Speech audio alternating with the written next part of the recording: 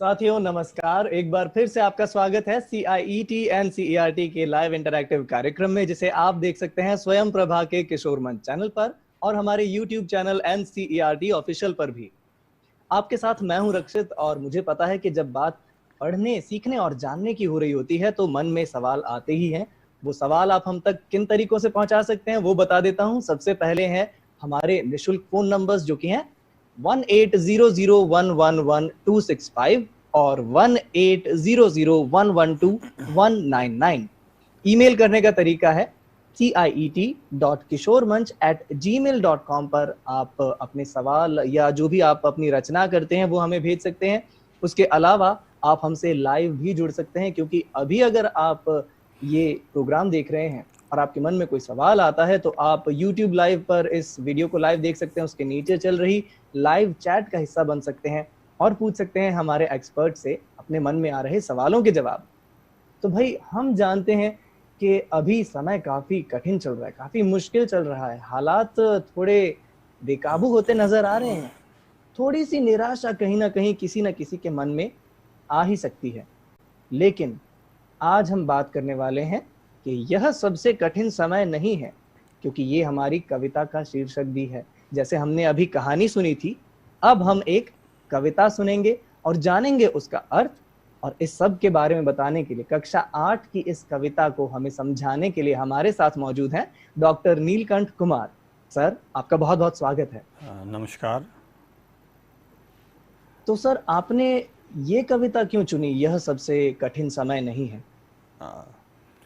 धन्यवाद रक्षित, आपने बहुत अच्छे से भूमिका बना दी है।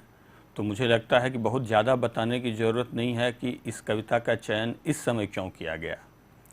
तो अच्छी भूमिका बनाने के लिए आपका धन्यवाद। और इस कार्यक्रम से जुड़े हुए तमाम विद्यार्थियों, शिक्षकों एवं शिक्षिकाओं तथा अभिभावकों, आप सबका इस कार्यक्रम में स्वागत है। दरअसल हम लोग पिछले कुछ दिनों से, जब यह लॉकडाउन का पीरियड प्रारंभ हुआ है, तो हमने NCERT की तरफ से एकेडमिक कैलेंडर का निर्माण किया है। और एकेडमिक कैलेंडर के अनुसार हम एक विषय और एक थीम को लेकर आगे बढ़ रहे हैं। अपर प्राइमरी स्तर पर हमारा थीम मोटे तौर पर है प्रकृति, पर्यावरण और कविता। और प्रकृति, पर्यावरण और कविता की श्रृंखला में सबसे पहले हमने ध्वनि कविता के बारे में बात की थी। ध्वनि कविता के बाद हमने भगवान के डाकिए, जो रामधारी सिंह दिनकर जी की कविता है, उस पर बात की थी। और उसी श्रृंखला में आज जिस कविता के बारे में हम लोग बात करने जा रहे हैं, जो समीचीन है, जो प्रासंगिक है और हमारे इस समय से जुड़ा हुआ है और प्रकृति पर्यावरण से भी जुड़ा हुआ है, वो विषय है यह सबसे कठिन समय नहीं। यह सबसे कठिन समय नहीं। जया जादवानी, जो एक प्रसिद्ध लेखिका हैं अभी के समय की, उन्होंने कहानियाँ भी लिखी हैं, उपन्यास भी लिखे हैं और कविताएं भी लिखी हैं।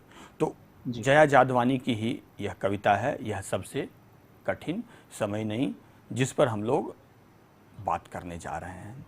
अब यह शीर्षक ही रक्षित ऐसा है जिस शीर्षक को सुनकर ही लग रहा है कि यह सबसे कठिन समय नहीं। मतलब ये कि जब हम लोग इतने चुनौतीपूर्ण समय से गुजर रहे हैं, इतनी सारी समस्याओं के साथ अपनी पढ़ाई लिखाई को हमने रोका नहीं है, हम किसी न किसी तरीके से उससे जुड़कर, चाहे टीवी के माध्यम से हो, यूट्यूब के माध्यम से हो या अन्य किसी माध्यम से हो, हमने अपना अध्ययन अध्यापन बरकरार रखा है, निरंतर बनाए रखा है। तो ये हम सब लोगों के मन की जिजीविषा है, आगे बढ़ने की इच्छा है कि कितनी भी समस्या हो जाए, कितनी भी चुनौतीपूर्ण स्थिति हो जाए, लेकिन हम लोग अपने आगे चलने वाली चीज़ों को, सृष्टि के आगे बढ़ने की गति को रोकेंगे नहीं। और हम में से कोई चाहकर भी इसको रोक नहीं सकते हैं। तो आप समझिए कि अभी इसी स्थिति को, जब ये कविता लिखी गई थी तब ये समय नहीं था, बहुत पहले की लिखी हुई कविता है। लेकिन देखिए, ऐसा समय आया है कि अभी इस समय पर ये कविता बिल्कुल सटीक बैठ रही है, इससे जुड़ी हुई कविता है। जो भी दर्शक हमसे जुड़े हुए हैं इस कार्यक्रम में और जो भी विद्यार्थी जुड़े हुए हैं मैं उनसे पूछूं कि क्या यह सबसे कठिन समय है? आपको क्या लगता है? आप चाहें तो YouTube के माध्यम से या Zoom के माध्यम से या और अन्य किसी माध्यम से जिससे आप हमसे जुड़े हैं, इन प्रश्नों का जवाब दे सकते हैं और पूछ भी सकते हैं। तो अगर कठिन समय यह है, अगर चुनौतीपूर्ण समय है, तो किसी भी समय को कठिन या चुनौतीपूर्ण कहने का हमारा आधार क्या होता है? हम क्यों किसी समय को कहते हैं कि बहुत ही चुनौतीपूर्ण समय है? और ऐसा कहते हुए क्या हम ये जान रहे होते हैं कि इससे पहले क्या कभी ऐसा समय नहीं आया? क्या भविष्य में ऐसा और समय नहीं आने वाला है? तो समय की गति को हम में से कोई नहीं जानता। हम नहीं जानते हैं आगे, हम तो वर्तमान के बारे में सोच सकते हैं और वर्तमान के आधार पर ही अपने निर्णय ले सकते हैं। तो यह कठिन समय अवश्य है, लेकिन हमें इसी समय ये भी सोचना चाहिए कि अगर इतनी सारी कठिनाई हैं, इतनी सारी चुनौतियां हैं, तो कुछ अच्छी चीज़ें भी हैं, कुछ अच्छी घटनाएं भी हैं, कुछ अच्छी भावनाएं भी हैं। इस समय में कुछ ऐसा भी हो रहा है जो शायद पहले कभी नहीं हुआ था। उन चीज़ों को हम याद करें, उन चीज़ों को आप चाहें तो उल्लेख करें कि वैसी कौन सी बातें हैं, वैसी कौन सी चीज़ें और घटनाएं हैं जो आपको लग रही हैं कि वो इससे पहले नहीं हुआ, या आपके लिए खुशी देने वाली है, या आपके लिए उत्साहवर्धक हैं, या आपके लिए बहुत अच्छी चीज़ें हैं, जिसको बाद में भी याद करके आप प्रसन्न होंगे और सुखी कहें कि क्या समय था वो। तो कठिन समय है, चुनौतीपूर्ण समय है, लेकिन हम सब जानते हैं कि इसी समय ने हमें पढ़ने पढ़ाने के नए तौर तरीके का अवसर भी प्रदान किया है। जी। आज अगर हम और आप इस माध्यम से जुड़े हैं, चैनल के माध्यम से, या हम और आप लगातार अलग अलग चैनल, YouTube और अन्य माध्यमों का उपयोग करते हुए आपस में जुड़ रहे हैं और पढ़ने पढ़ाने संबंधी समस्याओं का समाधान कर रहे हैं, तो कहीं न कहीं से ये चुनौती ही है, ये जो हमें उस ओर ले जा रही है। इस चुनौती ने रक्षित हमें और भी कई अवसर प्रदान किए हैं। मुझे लगता है आप अपने घर में इतने दिनों तक लगातार कभी नहीं रहे होंगे। नहीं सर। ये अवसर बहुत सारे लोगों को अपने अपने परिवार में रहने का इस लॉकडाउन की वजह से ही मिल रहा है। और यही नहीं, अपने माता पिता, नाना नानी, दादा दादी, इन सब से कहानियाँ सुनने और दुख सुख साझा करने का अवसर भी इसी वजह से मिल पा रहा है। और तरह तरह की रचनात्मक गतिविधियाँ भी हम इन दिनों कर रहे हैं। लोग तो कई नए हॉबीज़ भी डेवलप कर रहे हैं, कई नए तरह के शौक़ भी विकसित कर रहे हैं और उसको आगे तक ले जा रहे हैं। तो बहुत सारी ऐसी चीज़ें जो हमारे अंदर की रचनात्मकता थी, जिसके लिए अवसर नहीं मिल पाता था, मौका नहीं मिल पाता था, उसके लिए अब मिल रहा है। अच्छा, एक और बात कि इसी समय ने हमें ये अवसर प्रदान किया है कि हम अपने अंदर की अच्छाई को सामने लाएं। आपने बहुत दुख से भरे हुए दृश्य दिखे होंगे इन दिनों टीवी में और अपने जीवन में भी, अपने अगल बगल के परिवेश में लोगों के नौकरियां जाने का और खाने पीने से लेकर तमाम घर पहुंचने जाने आने तक की समस्याएं। लेकिन आपने ये भी देखा होगा इसी समय में कि बहुत सारे लोग बिना कोई शुल्क के, बगैर किसी कारण के अपने मन की आवाज़ से आगे आ रहे हैं और ऐसे असहाय लोगों की, ऐसे निःशक्त लोगों की, ऐसे बेसहारा लोगों की सेवा कर रहे हैं। तो इस चुनौतीपूर्ण समय ने, इस कठिन समय ने हमें कई तरह के सुअवसर भी प्रदान किए हैं। तो दोनों बातें हैं, जब भी कोई समय कठिन होता है तो बहुत सारे अवसर भी लेकर आता है। कोई मुश्किल समय हमारी बहुत सारी अंदर की शक्ति और रचनात्मकता को भी बाहर लाने का अवसर प्रदान करता है। मुझे लगता है कि ये कविता कहीं न कहीं इन्हीं भावनाओं को अभिव्यक्त करने का जरिया है। जया जादवानी ने अपनी भावनाओं को, अपनी अंदर के जो छोटी छोटी घटनाओं के माध्यम से उन्होंने जीवन में महसूस किया होगा, उनको हमारे सामने रख रही हैं और बताने की कोशिश कर रही हैं कि यह कठिन समय अवश्य है, लेकिन इसमें बहुत सारी ऐसी बातें हो रही हैं जिनको अगर ध्यान में रखें तो जीवन के प्रति हमारा विश्वास निरंतर बढ़ता ही जाएगा और तो सर, हम जिन मनों दुखी में होने अभी के भी बजाय थोड़ा सा बेहतर। अंधेरा है, जिन मनों में अभी भी थोड़ा सा अंधेरा है, निराशा है, जी। उन मनों के लिए ये कविता एक बार क्या पढ़ दी जाए, ताकि हमें पता है कि इस कविता में क्या ऐसा पॉजिटिव हो रहा है, क्या ऐसा सकारात्मक है। क्योंकि हमें एक प्रश्न भी आया है कि सर, अगर इतनी चुनौती है, इतना सब कुछ बुरा हो रहा है, तो कोई कैसे सकारात्मक सोचे, कैसे आशा करे, ये हमें मैसेज आया है।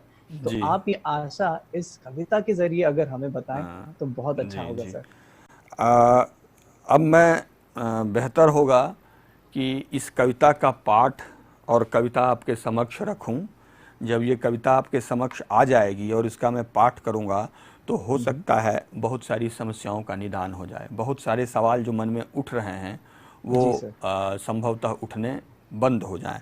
तो मैं हुँ, सबसे पहले इस कविता का पाठ कर रहा हूं और देखिए, कविता को पढ़ने और समझने के कई तौर तरीके होते हैं। उनमें सबसे महत्वपूर्ण तौर तरीका जो है वो है कि आप उचित आरोह अवरोह, उचित लय के साथ अगर किसी कविता को पढ़ देते हैं, तो समझिए कि उस कविता का आधे से अधिक अर्थ आपके समक्ष आ जाता है। अभी मैं जी। इसका पाठ कर रहा हूँ और पाठ को आप सुने। पाठ को सुनते हुए आप कविता के अर्थ का अनुमान भी करें और आपके मन में जो भी जिज्ञासा, जो भी प्रश्न सवाल उठ रहे हैं, वो पूछें। फिर मैं आगे बढ़ूंगा अपनी बात को। सबसे पहले अगर हम इस कविता का पाठ करते हैं और जी। स्क्रीन शेयर करते हैं अपने दर्शकों के साथ। यह सबसे कठिन समय नहीं, नहीं, यह सबसे कठिन समय नहीं। अभी भी दबा है चिड़िया की चोंच में तिनका और वह उड़ने की तैयारी में है। अभी भी झरती हुई पत्ती थामने को बैठा है हाथ एक। अभी भी भीड़ है स्टेशन पर। अभी भी एक रेलगाड़ी जाती है गंतव्य तक, जहाँ कोई कर रहा होगा प्रतीक्षा। अभी भी कहता है कोई किसी को, जल्दी आ जाओ कि अब सूरज डूबने का वक्त हो गया। अभी कहा जाता है उस कथा का आखिरी हिस्सा जो बूढ़ी नानी सुना रही सदियों से दुनिया के तमाम बच्चों को। अभी आती है एक बस अंतरिक्ष के पार की दुनिया से, लाएगी बचे हुए लोगों की खबर। नहीं, यह सबसे कठिन समय नहीं। तो मुझे लगता है कि पूरी कविता सुनते हुए रक्षित, आपको लग रहा होगा कि शायद कुछ तो बचा हुआ है जिसके जी आधार सर। पर हम कह सकते हैं कि यह समय सबसे कठिन समय नहीं है। जी। और देखिए, कविता पढ़ते हुए और आपने इसके अर्थ का अनुमान किया होगा, लेकिन साथ ही मैं आपसे एक और बात साझा कर दूं इस कविता के संदर्भ में। जब ये कविता एक नई कविता, नई तरह की कविता है, जो अभी जिस तरह की कविताएं लिखी जा रही हैं या लिखी जाती हैं, इस तरह की कविताओं को पढ़ने के लिए आपको एक पैटर्न का अनुसरण करना होता है, एक पैटर्न को फॉलो करना पड़ता है, क्योंकि इन कविताओं में छंद नहीं है। ये आपने महसूस किया होगा। कहाँ जी। रुकना है और कहाँ आगे बढ़ना है, ये भी आपको पता नहीं। जब आपको ये पता नहीं कि कहाँ रुकना है और कहाँ बढ़ना है, तब सवाल ये उठता है कि आप पढ़ने में कहाँ जाकर रुकेंगे। जैसे आपने कहानियाँ पढ़ी होंगी, निबंध पढ़े होंगे, आपने देखा होगा कि वहाँ पर विराम चिन्हों का उपयोग किया जाता है। जी। ये ध्यान दिया होगा आपने। जी। और विराम चिन्हों के अनुसार ही, जैसे कोमा है, पूर्ण विराम है, विस्मयादिबोधक चिन्ह है, तो जैसे चिन्ह होते हैं, उन चिन्हों का अनुसरण करते हुए आप धीरे धीरे आगे बढ़ते हैं। लेकिन कविता में देखा होगा, खासकर आधुनिक कविता में, आपको उस तरह से लय और छंद भी दिखाई नहीं पड़ेगा, क्योंकि उसका लय और उसका छंद शब्दों के प्रयोग में ही निहित होता है। कवि शब्दों का इस तरह से ऊपर नीचे प्रयोग करता है, आगे पीछे प्रयोग में लाता है कि एक कविता में आंतरिक लय आ जाए, एक बात। और दूसरी बात, अर्थ, कविता में अर्थ इस तरह से गुथा हुआ होता है शब्दों के साथ कि कहाँ जाकर रुकना है ये कविता में अर्थ के आधार पर ही आप तय कर सकते हैं। अगर आप कविता के अर्थ को समझ रहे हैं, भाव को समझ रहे हैं, तो आप जहाँ जाकर कोई बात खत्म होने वाली है वहाँ आप अपने आप रुक जाते हैं। और इसीलिए विराम चिन्ह के आधार पर बहुत कुछ आप तय नहीं कर सकते हैं। आपको कविता के भाव को समझते हुए अपने स्वर को ऊपर ले जाना है, नीचे ले जाना है, या सेम पिच पर रखना है। उसी आधार पर एक ही भाव भूमि पर आपको एक ही सुर के साथ पढ़ना है, तो भाव को समझते हुए आप ऐसा कर पाएंगे। और अब मैं चाहूँगा कि अगर कोई प्रश्न रक्षित अभी नहीं आया हो तो मैं चाहूँगा कि इस कविता का अर्थ और इसका भाव विस्तार ये भी मैं अपने विद्यार्थियों, शिक्षकों एवं शिक्षिकाओं को के समक्ष रखूं, ताकि सर एक प्रश्न आया है हमारे पास। प्रश्नकर्ता का नाम है ऐश्वर्या चेवाले और ये कहती हैं कि सर क्या आप हमें ये बता सकते हैं कि हम जो निराशा अभी महसूस कर रहे हैं इस दौर में, हम ऐसे कठिन समय में सकारात्मक सोच कैसे रख सकते हैं? शिवाली नाम है इनका, ऐश्वर्या नाम है इनका। तो ऐश्वर्या, आप इस पूरी कविता का अर्थ सुने, इसमें जो बातें कवयित्री ने कही हैं वो सुने। मुझे लगता है कि कविता खत्म होते होते आप पॉजिटिव हो जाएंगे, आपकी दृष्टि सकारात्मक हो जाएगी। आप जब पूरी कविता सुन लेंगे और समझ लेंगे कि एक चिड़िया अभी भी घोंसला बनाने की तैयारी में है और एक माता पिता अभी भी घर में अपने बच्चों का इंतज़ार कर रहे हैं, नानी और दादी अब भी कहानी सुना रही हैं कहीं ना कहीं, ये सारी चीज़ें खत्म नहीं हुई हैं। अगर ये सारी चीज़ें खत्म नहीं हुई हैं तो हम ऐसे ऋणात्मक कैसे हो सकते हैं? व्यक्ति ने, सृष्टि ने दुनिया में बहुत कठिन समय देखे हैं, बहुत मुश्किल वक्त देखा है, लेकिन आप जानते हैं कि मुश्किल से मुश्किल वक्त को भी ख़त्म करके हमने नई दुनिया सृजित की है, हम आगे बढ़े हैं। आपके माता पिता ने, आपके दादा दादी ने बहुत सारे कठिन समय को देखते हुए अभी यहाँ तक पहुँचे होंगे। उन्होंने अपने जीवन में कई ऐसे दृश्य देखे होंगे, कई ऐसी घटनाएं उनके साथ हुई होंगी जिनको आप नहीं जानते, लेकिन उन तमाम कठिन समय और चुनौतियों को पार करते हुए ही आज वो यहाँ हैं। और आपको लेकर, आप भी उन्हीं की संतति हैं।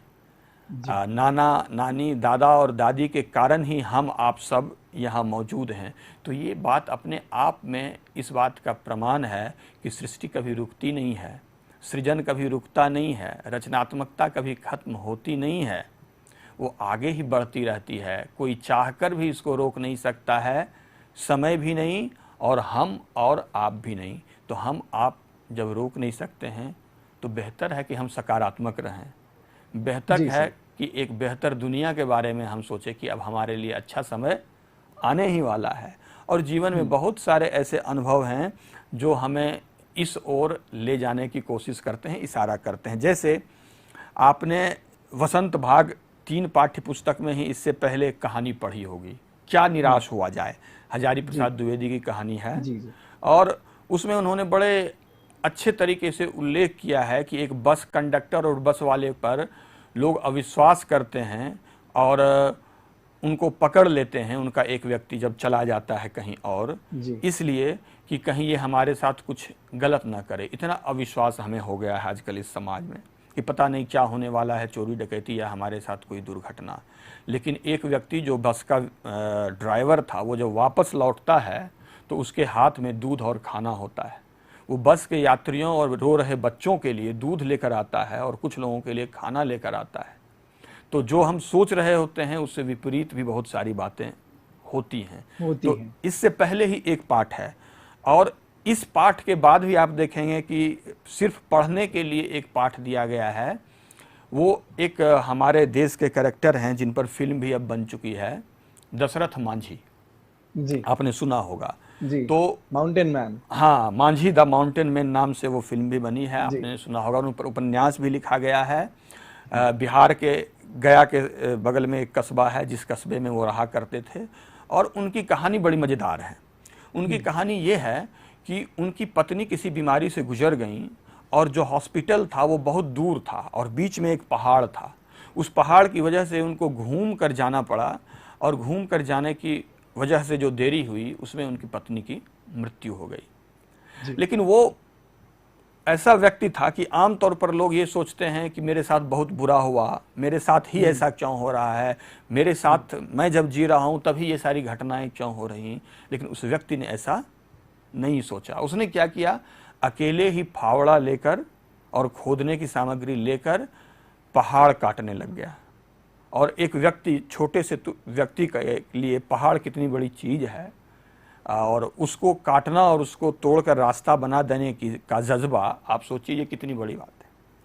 पर वो निराश नहीं हुआ, उसने काट कर धीरे धीरे काटना शुरू किया, छोटा ही सही, और धीरे धीरे लोग उससे जुड़ते गए। जब लोगों ने शुरू में तो मजाक उड़ाया, लेकिन बाद में जब लोगों ने देखा कि इसने तो सचमुच काट रास्ता बनाना प्रारंभ कर दिया, तो लोग साथ आ गए और जो वो कई कोस का, 14-15 कोस का रास्ता था, 2 कोस में सिमट कर रह गया। तो उनके साथ जो घटना हुई उन्होंने किसी और के साथ नहीं होने दिया। तो ये इंस्पायर करने के लिए इस तरह की घटनाएं, इस तरह की कहानियां हमें प्रेरित करने के लिए रक्षित पर्याप्त होती हैं। इसलिए कठिन से कठिन समय भी हो ऐश्वर्य जी तो घबराना नहीं है, अच्छा समय हमेशा आता है, और कठिन से कठिन समय में भी बहुत सारी अच्छी बातें, बहुत सारी अच्छी घटनाएं वाकई होते रहते हैं। तो अब हम वो पहाड़ अगर नेगेटिविटी है तो मांझी जो है वो सकारात्मकता है जो हमारे अंदर बसी है, जो उस नेगेटिविटी को तोड़ सकती है। एक सर सवाल ये भी आया है हमारे पास में प्रवीण सहरावत जी का कि गंतव्य का मतलब क्या होता है सर? जब मैं कविता को पढ़ा लूंगा तो इन सारी बातों का खुलासा हो जाएगा, ये सारी बातें सामने आ जाएंगी। और देखिए, ये दशरथ मांझी का देश है, इसलिए हम सब दशरथ मांझी के देश के लोग हैं। हमारी संस्कृति ऐसी है कि हम निराश होने वाले लोग नहीं हैं। आप अभी इस कविता को पढ़िए, फिर बाकी आगे और हम प्रश्न साथ के साथ लेते चलेंगे। जी सर। आपके समक्ष कविता है और मैंने भी अपने सामने ये कविता रख ली है और मैं अर्थ कर रहा हूँ, भाव विस्तार कर रहा हूँ। आप सब टेक्स्ट को देखें, पाठ को देखें, और आपने जो अनुमान किया है कविता के अर्थ का उसको उससे जोड़िए, और मन में कोई प्रश्न, मन में कोई जिज्ञासा हो तो हमें भेजते रहिए। नहीं, यह सबसे कठिन समय नहीं। अब आप देखें कि जैसे ही कवित्री ये कह रही हैं नहीं, तो पहला विराम चिन्ह नहीं पर है, और दूसरा चिन्ह इस पंक्ति के अंत में आपने नोटिस किया होगा, ये विस्मयादिबोधक चिन्ह का प्रयोग किया है कि नहीं, यह सबसे कठिन समय नहीं। नहीं से कविता प्रारंभ करने का मतलब क्या है? मतलब कहीं ये निगेटिविटी तो नहीं है, लेकिन नहीं, ये हमारे अंदर जो इस समय भावनाएं बैठ गई हैं उनको रोकने के लिए है। नहीं, अगर आप ये सोच रहे हैं कि यह सबसे कठिन समय है तो नहीं, यह सबसे कठिन समय नहीं है। और इसीलिए विस्मयादिबोधक चिन्ह का प्रयोग किया गया है। आप देखें कि पूरी कविता में कोमा और विस्मयादिबोधक चिन्ह, इन्हीं 2 विराम चिन्हों का प्रयोग किया गया है, और पूरी कविता में कहीं आपको विराम चिन्ह दिखाई नहीं पड़ेगा। जहाँ भी विस्मयादिबोधक चिन्ह का प्रयोग इसलिए किया जाता है कि जब आप आश्चर्य को प्रकट करना चाहते हैं, आश्चर्य को अभिव्यक्त करना चाहते हैं, तब विस्मयादिबोधक चिन्ह लाया जाता है। कवित्री आश्चर्य प्रकट कर रही हैं कि अरे भाई, ये सबसे कठिन समय नहीं है, आप क्यों परेशान हैं। अब आगे वो बताती हैं कि अगर ये सबसे कठिन समय नहीं है तो वो कौन से कारण हैं जिनकी वजह से यह सबसे कठिन समय नहीं है। वो कहती हैं कि अभी भी दबा है चिड़िया की चोंच में तिनका, और वह उड़ने की तैयारी में है। एक बार फिर से देखिए, उड़ने की तैयारी में है के बाद विस्मयादिबोधक चिन्ह का प्रयोग किया गया है। मतलब इस कठिन समय में भी, इस चुनौतीपूर्ण समय में भी वह उड़ने की तैयारी में है।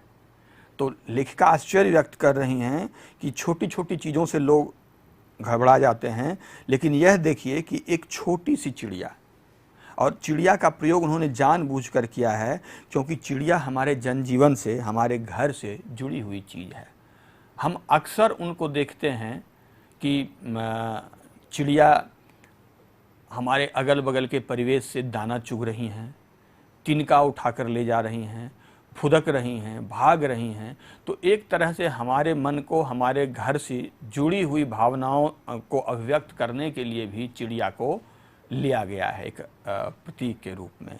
और चिड़िया को किस रूप में अभिव्यक्त किया गया है? चिड़िया से कहा जा रहा है कि अभी भी दबा है चिड़िया की चोंच में तिनका। चिड़िया में की चोंच में तिनका क्यों दबा है भाई? और चिड़िया की चोंच में तिनका दबे होने का कारण क्या है? चिड़िया अपने चोंच में तिनका क्यों लेती है?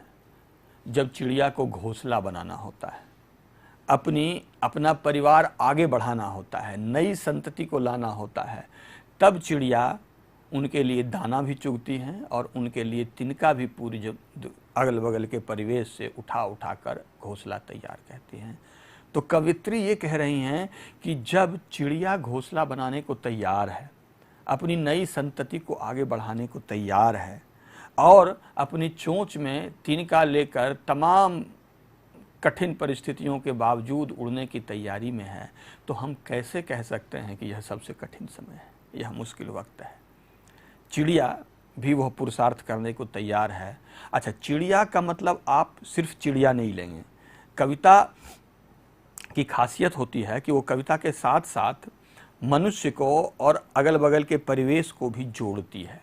तो आप ये समझें कि चिड़िया में आप अपने आप को भी देखें। सिर्फ चिड़िया ही नहीं, चिड़िया जैसे बहुत सारे लोग होंगे, बहुत सारे परिवार होंगे जो अपने लिए घोंसला बनाने की अब भी तैयारी कर रहे होंगे। और चोंच में तिनका लेने का मतलब वो तमाम उद्योग कर रहे हैं, वो तमाम वो काम कर रहे हैं जिससे घर बनता है और परिवार आगे बढ़ता है। तो वो चिड़िया हमारे अंदर भी है, आप भी चिड़िया हैं, और चिड़िया तो चिड़िया है ही जो प्रकृति में कहा जा रहा है। तो इसलिए कवित्री कह रही हैं कि अभी भी दबा है चिड़िया की चोंच में तिनका और वह उड़ने की तैयारी में है। अब आगे वो कहती हैं अपनी बात को आगे बढ़ाती हुई कि अभी भी झरती हुई पत्ती थामने को बैठा है हाथ एक।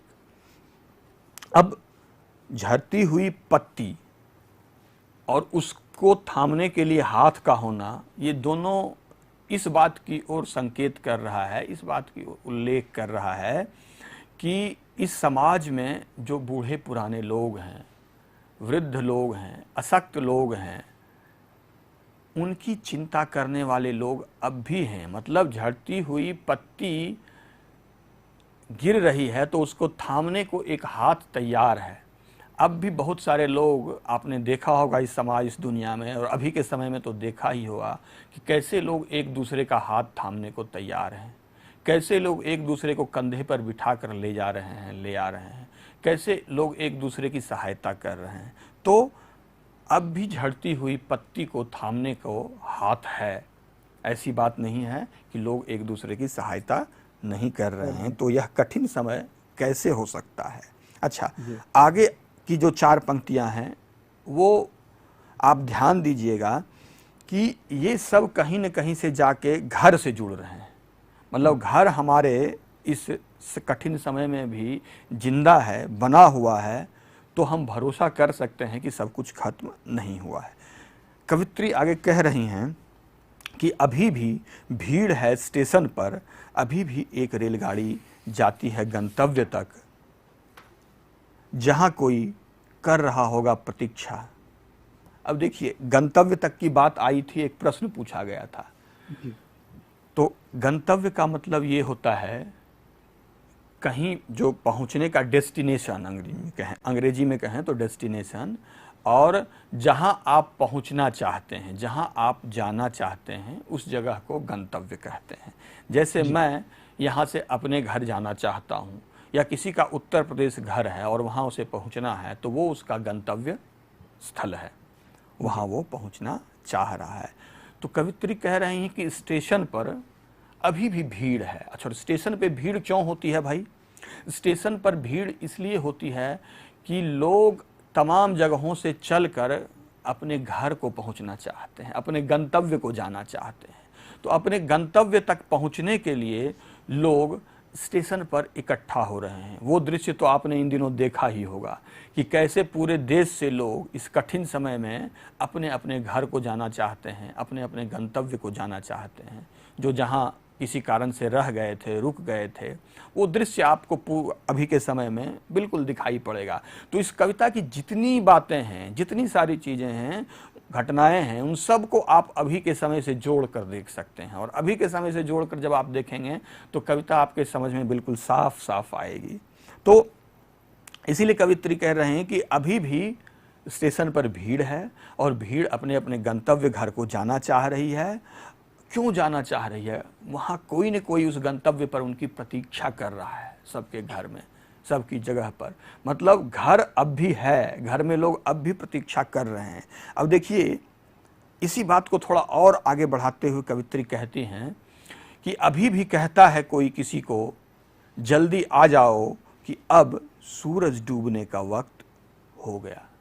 अब अक्सर माता पिता अपने बच्चों से कहते हैं कि सूरज डूबने का वक्त हो गया है, जल्दी से घर आ जाओ। तो इसको समझाने की कोई ज़रूरत नहीं है। ये भावनाएं आप सब तक संप्रेषित हो रही होंगी कि घर आ जाओ। हर कोई कह रहा है जो किसी की प्रतीक्षा कर रहा है, जल्दी आ जाओ कि सूरज डूबने को हो गया। मतलब एक दूसरे के लिए चिंतित हैं। घर में कोई किसी के लिए चिंतित है तभी तो ये कह रहा है कि सूरज डूबने को है।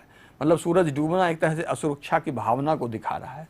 तो उस असुरक्षा की भावना की वजह से कवित्री कह रही हैं कि आ जाओ घर। लोग चिंता व्यक्त कर रहे हैं कि घर आ जाओ, कोई न कोई तुम्हारा इंतजार कर रहा है। जी। अभी कहा जाता है, देखिए एक कुछ पंक्तियां आ रही हैं। अभी कहा जाता है उस कथा का आखिरी हिस्सा जो बूढ़ी नानी सुना रही सदियों से दुनिया के तमाम बच्चों को। बूढ़ी नानी और दादी जो कहानी सुनाती हैं, उन कहानियों की एक खासियत होती है, उन कहानियों की एक विशेषता होती है कि वो श्रृंखला में चलती है और वो बच्चे लगातार उन कहानियों को सुनते रहते हैं। और वो कहानी खत्म कब होगी ये श्रृंखला में चलती रहती है, बहुत बाद में जाकर कभी खत्म होती। बच्चे पूछते रहते हैं कि अब आगे और क्या, अब आगे और क्या। लेकिन तमाम दुख के बावजूद, तमाम उन कहानियों में ये होता है कि किसी पात्र के साथ, किसी चरित्र के साथ बहुत सारी चुनौतीपूर्ण स्थिति पैदा हुई, बहुत सारी दुख भरी घटनाएं हुई, ऐसी चीज़ें घटी जो सामान्यतः किसी के साथ ना हो। और उन सब के बावजूद उस कथा का आप देखेंगे, उन सारी समस्याओं से वो निकल कर एक सुखद अंत की तरफ जाता है जी। तो इसीलिए कहा जा रहा है कि अभी भी नानी और दादी किसी न किसी घर में वो कहानियाँ सुना रही हैं। और जब कहानियाँ बहुत सारे घरों में सुनाई जा रही हैं तो किसी न किसी घर में सुखद अंत भी हो रहा होगा। कहीं प्रारंभ हो रहा होगा तो कहीं अंत भी हो रहा होगा। तो इसीलिए यह सबसे कठिन समय नहीं, दादी नानियाँ अपने पोते पोतियों को, अपने सबको अभी भी वो कहानियाँ सुना रही हैं और उन कहानियों में अब भी सुखद अंत बचा हुआ है। और दादा दादी और नाना नानी ने इतने अनुभव के बावजूद अगर उम्मीद नहीं छोड़ी है, वो अगर आशा और उल्लास से, सुख की इच्छा से, सुख की अभिलाषा से अपने बच्चों को कहानियाँ सुना रहे हैं और उम्मीद जगा रहे हैं, तो अभी भी उम्मीद बाकी है, अभी भी कुछ और बेहतर होने को है जी। अब इसी भावना को पुष्ट करने के लिए देखिए आखिरी की कुछ पंक्तियां हैं जो एक अलग तरह के लोक को हमारे समक्ष लाती है, अंतरिक्ष लोक, जिसके बारे में देखिए बच्चों की सहज वृत्ति होती है, जिज्ञासा, कल्पना, दूसरे लोकों के बारे में सोचना, और उन लोकों में क्या हो रहा होगा, पता नहीं कौन कौन सी घटनाएं हो रही होंगे। इसीलिए इन बच्चों को कार्टून और एक दूसरी दुनिया के आधार पर जो फिल्में बनाई जाती हैं वो बहुत अच्छी लगती हैं, वो जुड़कर उनसे देखते हैं। तो उनके अंदर जो जिज्ञासा और कल्पना होती है वैसी वैसी चीज़ों की भी जो हमारे पृथ्वी पर नहीं हो रही हैं। तो यथार्थ में जो घट रही हैं उनमें तो उम्मीद है ही, और कल्पना लोक में तो उम्मीद ही उम्मीद है। एक ऐसी दुनिया जहां दादा दादी और नाना नानी ले जाती हैं, वो तो बच्चों की जिज्ञासा, कल्पना और रचनात्मकता को बढ़ाने का ही तरीका होता है, उनमें उम्मीद जगाने का ही तरीका होता है। तो जी अब देखिए, कवित्री कह रही हैं कि अंतरिक्ष के पार की दुनिया से अभी एक बस आने वाली है। अब ये कपोल मतलब एक पूरी तरह से एक गप है, ये कल्पना है ये। और आप देखें कि वैज्ञानिक गल्प भी लिखे जाते हैं बहुत सारे विज्ञान के आधार पर भी, और बच्चे उनको बड़ा पसंद करते हैं कि विज्ञान की चीज़ों का उपयोग करते हुए अगर आप एक अलग लोक की कल्पना करते हैं, एक अलग कहानी गढ़ते हैं, और खुद भी उन विद्यार्थियों और बच्चों को ऐसी कहानी गढ़ने में बहुत मज़ा आता है। तो मैं तो कहूँगा कि आप इन सारी चीज़ों को ध्यान में रखते हुए इस कार्यक्रम के ख़त्म होने के बाद ऐसा एक गल्प विज्ञान के आधार पर खुद भी गढ़ें, अपने अनुभव के आधार पर, और अब तक जो विज्ञान पढ़ा है उनका उपयोग करते हुए, और हमें भेजिएगा आगे के कार्यक्रमों में। जी फिलहाल मैं इन 3 पंक्तियों का अर्थ विद्यार्थियों तक संप्रेषित करूं और अपने शिक्षक शिक्षिकाओं तक भी, कि अभी आती है एक बस अंतरिक्ष के पार की दुनिया से, लाएगी बचे हुए लोगों की खबर। अब फिर विस्मय आदिबोधक चिन्ह का प्रयोग अब जाकर किया कि अभी आती है एक बस अंतरिक्ष के पार की दुनिया से। अंतरिक्ष के पार की दुनिया से बस आ रही है, कपोल कल्पना है। अब देखिए, और विज्ञान में ये संभव भी है, पता नहीं कब हम विज्ञान के किस शिखर पर पहुंच जाएं और हम अंतरिक्ष से भी आने जाने लगें। और ऐसी कई घटनाएं तो हुई हैं, कल्पना चावला जैसी हैं महिलाएं, और बहुत सारी महिलाएं जो अंतरिक्ष को जाती और आती हैं। उनमें से बहुत सारी महिलाएं, बहुत सारे लोग जो अंतरिक्ष को गए वो वापस लौटकर आ गए, बहुत सारे लोग वापस लौटकर नहीं भी आए। उनके बारे में भी तमाम तरह की कहानियाँ बनती रहती हैं, तमाम तरह की घटनाएं सुनने को मिलती रहती हैं। तो कल्पना है, लेकिन कल्पना में भी एक आधार है, एक साइंस है, एक विज्ञान है। तो अभी आती है एक बस अंतरिक्ष के पार की दुनिया से, लाएगी बचे हुए लोगों की खबर। अब देखिए, अंतरिक्ष में जाने के बाद बचना कितना मुश्किल होता है, और अंतरिक्ष की दुनिया से, दूसरी दुनिया से किसी का आ जाना भी एक आश्चर्य का ही विषय है। तो इसीलिए लेखिका लाएगी बचे हुए लोगों की खबर के बाद आश्चर्य व्यक्त कर रही हैं। लाएगी बचे हुए लोगों की खबर, जिनको हम समझ रहे थे कि गुम हो गए, जो नहीं हैं, वो अचानक से अंतरिक्ष से आने वाले किसी बस के माध्यम से प्रकट हो गए, और एक बेहतरीन खबर हमारे सामने, एक अच्छी खबर हमारे सामने आ गई। और बच्चे तो जानते हैं इस तरह की खबर से कितना प्रसन्न होते हैं। कल्पना चावला के अंतरिक्ष में जाने से और उनके आने से सबसे अधिक प्रसन्नता अगर किसी को हुई थी और सबसे ज़्यादा उत्साह देखने को मिला था, तो मुझे लगता है स्कूल के विद्यार्थियों में ही जी वो उनका उत्साह देखने लायक था, जब वो लाइव उनको देख रहे थे और वापस आने को। और अंत में फिर कहती हैं कवित्री कि नहीं, यह सबसे कठिन समय नहीं। तो इतने सारे उदाहरण देने के बाद, इतने सारे एग्जाम्पल्स देने के बाद, और फिर वो कहती हैं कि नहीं, यह सबसे कठिन समय नहीं।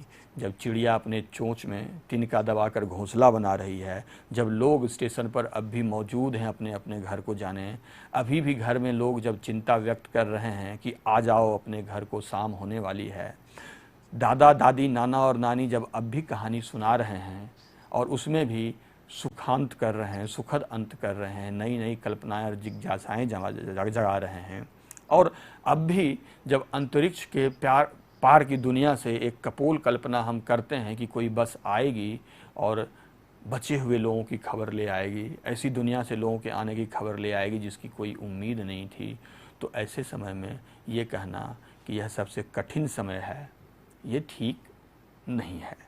और रक्षित, मुझे लगता है कि इस कठिन समय में, इस चुनौतीपूर्ण समय में इतनी रचनात्मकता के लिए प्रेरित करने वाली कविता कम ही मिलेगी। इतना उत्साहित करने वाली, जीवन के प्रति सकारात्मक दृष्टिकोण पैदा करने वाली, सृष्टि के आगे बढ़ते रहने की धारणा को पुष्ट करने वाली कविताएं कम ही मिलेगी।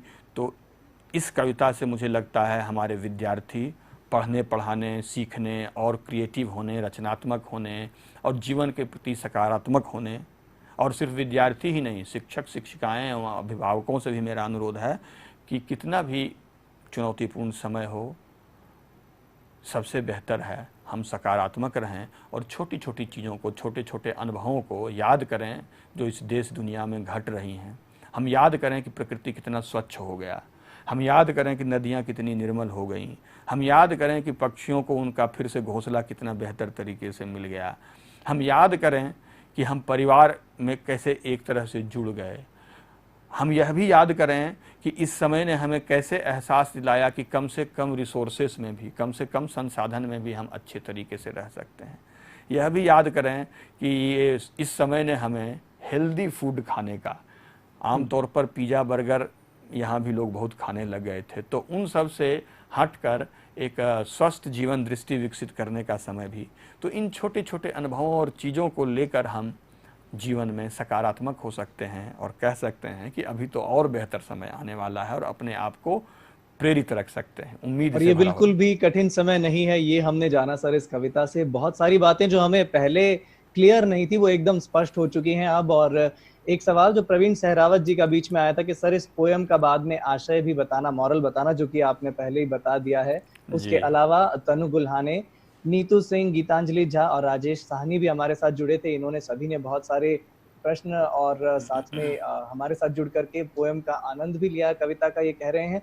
और वर्षा वाघ जी का एक प्रश्न आया सर, कुछ ऐसे अब शब्दों का आशय समझने की यहाँ पे एक हमारे पास में समय नहीं है क्योंकि 2 ही मिनट है, तो कुछ जी। एक मैं ऐसे सवाल लेना चाहूंगा। जी। वर्षा जी का कहना है कि सर दुनिया के तमाम बच्चे से क्या अर्थ है यहाँ पे, कि नानी तो क्योंकि एक ही बता रहे हैं कि बूढ़ी नानी सुना रही थी सदियों से दुनिया के तमाम बच्चों को, तो दुनिया के तमाम बच्चों को सुना रही थी एक नानी जी। कहानी, इसका क्या आशय है? नहीं नहीं, एक नानी नहीं है। हाँ, हम्म, दुनिया के तमाम बच्चों को जब कवित्री कह रही हैं तो बच्चों में वो भेद नहीं करती हैं। जो कवित्री कवि होते हैं वो छोटी छोटी चीज़ों में लोगों को बांटते नहीं हैं, वो वैश्विक स्तर पर बात करते हैं, वो मानवीयता के स्तर पर बात करते हैं। तो वो दुनिया के क्रॉस द बाउंड्री, सीमाओं से परे होकर भी तमाम बच्चों को याद करती हैं और उन सब से कहती हैं, दुनिया के तमाम बच्चों के लिए बात कहती हैं। और कोई एक नानी नहीं है, नानियाँ हैं, वो एक नहीं है, दादी नहीं है, दादियाँ। तो अलग अलग परिवार में जो दादी नानी हमारे पुरखे मौजूद हैं, वो आशावाद से भरी हुई चीज़ें हमारे समक्ष रखते हैं, कहानियाँ सुनाती हैं, अपने अनुभव साझा करती हैं और उसी से हमें पुरानी चीज़ों के बारे में पता चलता है और आगे हम प्रेरित होकर बढ़ते हैं। तो उनकी कहानियों में कठिन समय भी होता है, चुनौतीपूर्ण समय भी होता है और साथ ही साथ एक सुखांत भी होता है, ताकि आगे की पीढ़ी और भी उम्मीद के साथ आगे बढ़े। ये समझें कि हमारे रास्ते में जो भी अड़चनें आती हैं, उन कहानियों में जिस तरह से कोई अड़चनें आती हैं, उन अड़चनों को पार करके हम आगे बढ़ सकते हैं और सकारात्मकता को बनाए रख सकते हैं, अपनी मुस्कान को बनाए रख सकते हैं। जैसे कि आप सभी सोच रहे थे कि इतने मुश्किल समय में, इतने मुश्किल हालातों में हम आगे कैसे बढ़ सकते हैं। इस कविता ने बेशक आपकी राय बदलने की कोशिश जरूर की होगी। और जिस तरह से सर ने बताया कि आप भी एक ऐसी फ्यूचरिस्टिक कविता लिख सकते हैं, भविष्य के बारे में सोचने वाली कविता लिख सकते हैं। चाहे आपको नेगेटिव थॉट्स आ रहे हो या पॉजिटिव, उन्हें कलम का इस्तेमाल करके पेपर पर उतारिए और हमें भेजिए ciet.kishormanch@gmail.com पर, ताकि वो कविताएं मैं सर को भेज सकूं और बता सकूं कि ये कविता सुनने के बाद में हमारे दर्शकों ने क्या प्रतिक्रिया की और किस तरह से अपने विचारों को जाहिर किया। सर आज आप हमारे साथ जुड़े और इतनी अच्छी कविता का हमें आनंद दिलाया, उसके लिए सर बहुत बहुत धन्यवाद। धन्यवाद, दर्शकों का भी धन्यवाद और आभार। और दर्शकों, आप देख रहे हैं किशोर मंच और अगले सेशन के लिए आप हमारे साथ बने रहिए, देखते रहिए किशोर मंच।